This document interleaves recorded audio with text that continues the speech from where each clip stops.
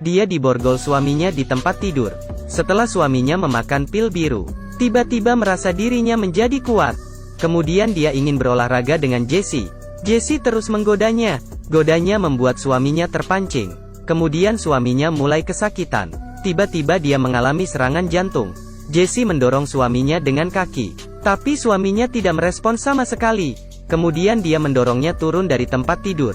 Dia pikir itu adalah lelucon suaminya. Tapi kemudian, dia melihat cairan merah mengalir keluar dari kepala suaminya.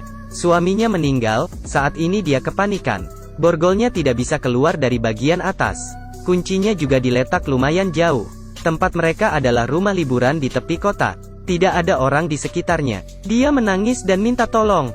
Pada malamnya, ada suara dari luar. Apakah ada orang yang mendengar tangisan minta tolongnya? Ternyata seekor anjing liar. Hei, kau Tim Wang Wang. Anjing itu menjilati lidahnya. Dan tidak berbicara. Ia menatap ke darah di atas lantai. Jessie juga mengetahui niat anjing liar itu. Dia menggerakkan kakinya dan mencoba mengusirnya. Tapi anjing mengabaikannya. Kemudian ia menjilat darah di atas lantai. Kemudian ia menggigit lengan suaminya. Jessie berusaha berteriak minta tolong. Tapi tidak membuat anjing pergi. Kemudian Jessie mengambil buku di atas tempat tidurnya. Lalu melemparnya ke arah anjing itu. Anjing liar hanya mundur beberapa langkah. Kemudian berbaring di samping pintu. Dirinya yang putus asa. Tiba-tiba suaminya berdiri. Jessie meminta suaminya agar segera melepaskan borgolnya. Saat itu, dia melihat suaminya yang masih terbaring di atas lantai. Ternyata ini hanyalah ilusi keputusasaan dirinya. Dia tahu hanya bisa mengandalkan diri sendiri saat ini.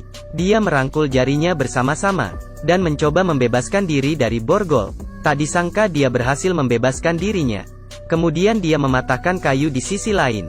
Dia berhasil membebaskan diri dari perbudakan. Saat di depan pintu dia berbalik dan melihat tempat tidur. Ternyata ia hanya ilusinya saja.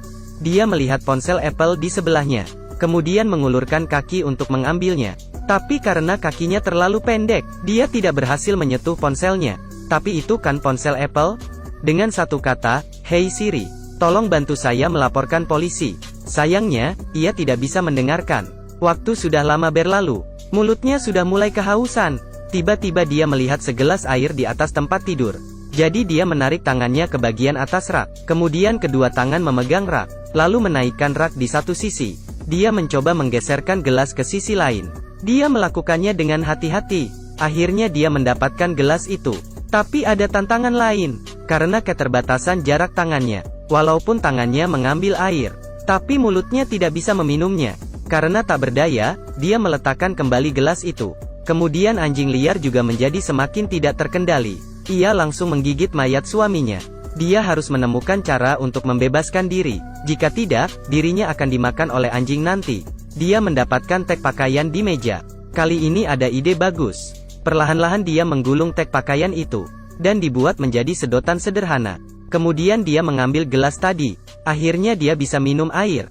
Kemudian dia menyisakan sebagian airnya. Lalu meletakkan gelas ke tempat awalnya. Setelah semua itu, dia tertidur karena kelelahan.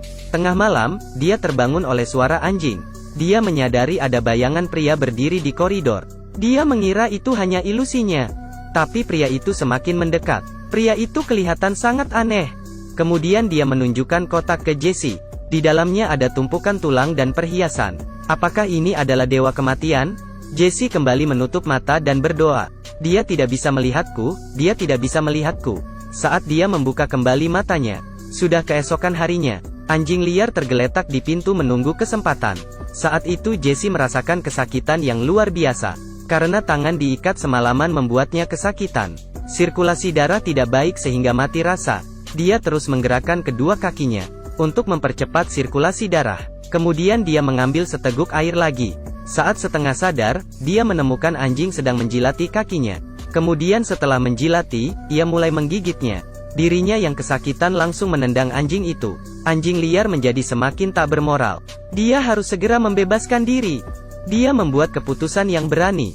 Dia mengambil gelasnya. Kemudian memecahkan gelas itu. Dia memilih sepotong kaca yang tajam. Kemudian dimasukkan ke celah papan rak. Lalu dia melukai pergelangan tangannya. Darahnya segera mengalir keluar. Dengan bantuan pelumasan darah, dia berhasil keluar dari borgol. Lalu dia mendapatkan ponselnya dan ingin meminta bantuan. Tapi ponselnya sudah habis baterai. Tapi untungnya, dia mendapatkan kunci borgol.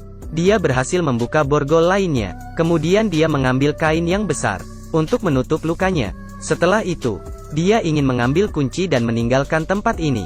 Tapi tiba-tiba dia pingsan setelah beberapa langkah. Tidak tahu berapa lama kemudian, dia terbangun karena kesakitan. Anjing liar sedang menggigitnya. Setelah berhasil mengusir anjing liar, dia mengambil kunci mobil dan bersiap untuk pergi. Di ujung koridor ada pria aneh itu. Hobi pria ini adalah mengumpulkan barang berharga orang lain. Jadi Jesse memberinya cincin pernikahan. Dia tidak menyakiti Jesse. Kemudian Jesse pergi dengan mobilnya. Karena tubuhnya yang sudah lemah, mobilnya menabrak pohon. Suara keras menarik perhatian orang yang lewat. Akhirnya dia diselamatkan. Setelah menonton film ini, aku ketakutan hingga berteriak, "Hey Siri!" Setelah mendengar jawabannya membuat saya tenang kembali. Sampai ketemu lagi di video berikutnya.